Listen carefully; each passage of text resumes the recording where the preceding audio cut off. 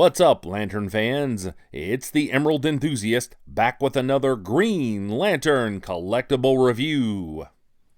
This time I'll be looking at the Mattel Total Heroes Ultra 6-inch figure of the Green Lantern Corps featuring John Stewart, Tomar-Re, and Green Man. The figure came from Mattel in this protective shipper. It's mainly white, as you can see. It says Total Heroes Ultra. There is the Green Lantern Corps symbol, and this is designated in the corner as for adult collectors. Despite that, this line followed the DC Universe Classics line, and many adult collectors felt that this line was less detailed and less realistic, so it didn't satisfy everyone. The figure comes in this attractive card and bubble packaging. On the back, we get biographical information about the three Green Lanterns. I'll put close-up shots of these at the end of the video if you would like to read them. This is attractive packaging for mint-on-card collectors. Here are the accessories, and they frame the figure within the bubble. We also get this attractive artwork of John Stewart on the card, and it says Green Lantern Corps.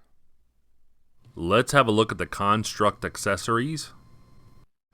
First, we get this flowing energy effect, and I really like the color choice here. This is very well sculpted. The hand goes in one end, and the other three pieces port into this end, one of which is this vise or clamp, whatever you want to call it. I do like that the Green Lantern symbol has been sculpted in. And then we get this giant fist, and I do appreciate the sculpting here. It has these visible circles on it, and I don't like that. I'm pretty sure that this is how pieces of the plastic are being held together. And then we get this buzzsaw piece.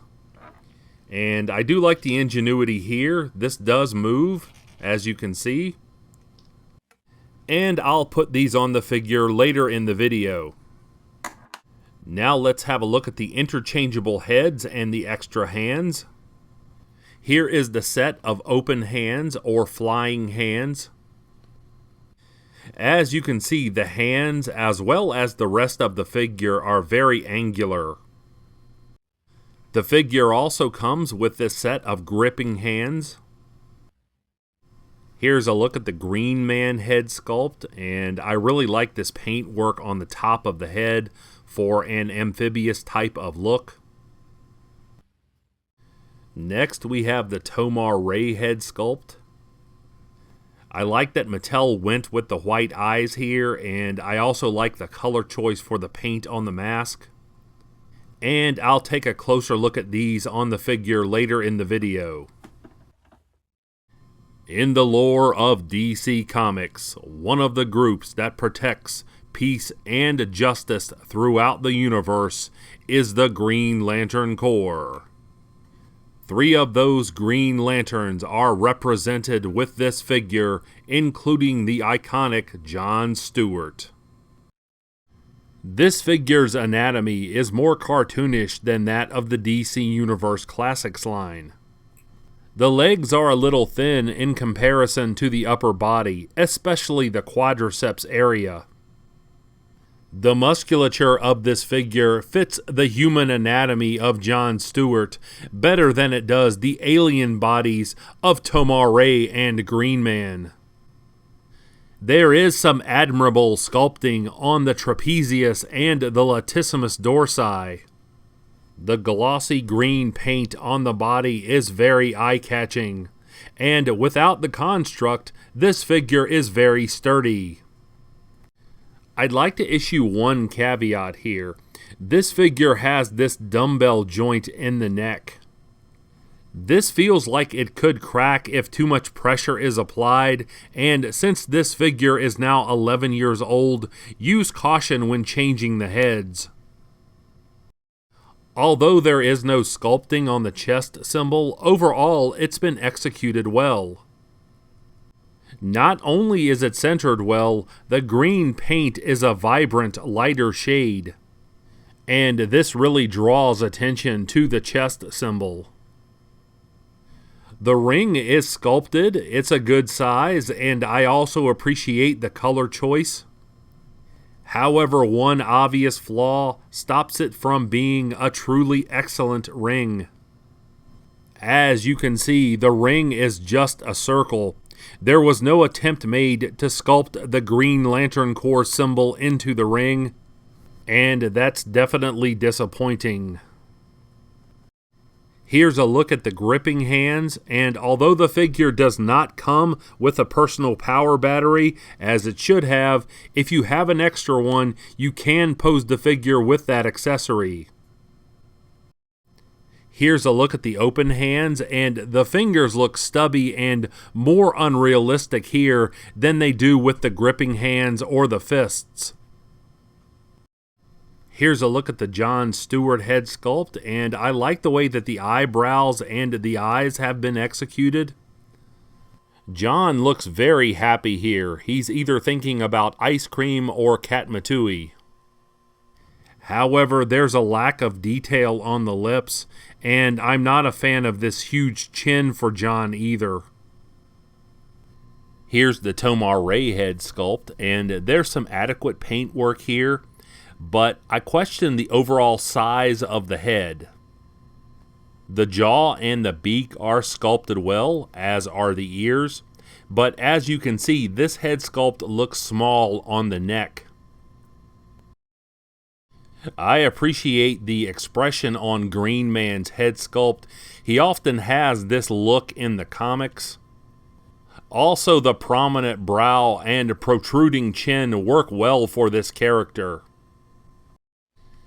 So here is a look at each of the constructs on the end of the energy effect. This is an excellent representation of Green Lantern energy. However, there is one major problem with these accessories. Despite this figure being well balanced, once the construct is on the figure's arm, it is simply too heavy for the figure to stand up. The only way to pose the figure with the construct is to have the arm cocked up into the air like this. However, even in this position, it feels like the figure will eventually tip over.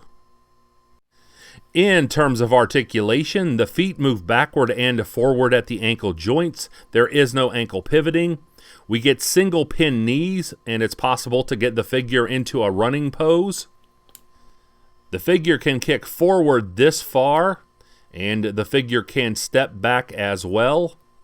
And with the hinges in the hips, it's possible to get the figure to do a full split. That is quite impressive. The legs rotate at the hip joints as well, so you can get the figure into a deep side kicking pose. There's rotation at the waist, but there's no upper torso joint. There's rotation at the wrists as well. Due to the size of the gloves and the biceps, the elbow only articulates to this angle. However, there is elbow swiveling, so that will give you more posing options. The arms can be raised up from the torso this far, and it's possible to do a 360 with the arms at the shoulder joints.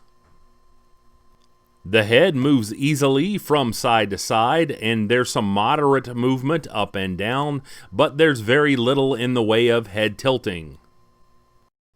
Here is the figure next to the DC Universe Classics Tomar-Re and the McFarlane Green Lantern Corps figure. And it's easy to see why this figure can still be found for around $25. This figure was originally sold on Mattel Collector, but it ended up in outlet stores like Ollie's. As a collector of all things Green Lantern, I am happy to have this figure in my collection. However, as you can see, it doesn't look as collector-centric when compared to other modern lines. Please subscribe if you enjoyed this review, and if you could watch some of my other videos, that would be quite helpful. I would certainly appreciate it. And I'll be back with more Green Lantern content soon. But until we meet again, this has been the Emerald Enthusiast, and thanks for watching!